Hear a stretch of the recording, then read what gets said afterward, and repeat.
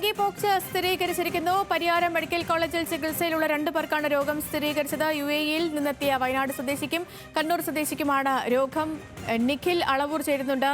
നിഖിൽ, അത്യന്തം ആശങ്കാജനകമായ സാഹചര്യത്തിലേക്ക് സംസ്ഥാനം വീണ്ടും പോവുകയാണ്. ഇപ്പോൾ നിലവിൽ രോഗം സ്ഥിരീകരിച്ചവരുടെ വിവരങ്ങൾ, ജില്ലയിലെ ആരോഗ്യ അടിയന്തരാവസ്ഥ നിർദ്ദേശങ്ങൾ എങ്ങനെയാണ്? വിവരങ്ങൾ.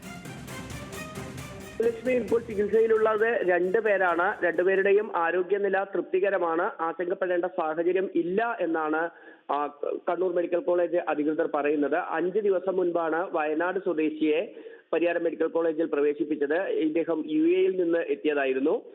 3 ദിവസം മുൻപ് പരിശോധനകൾ നടത്തിയിരുന്നു.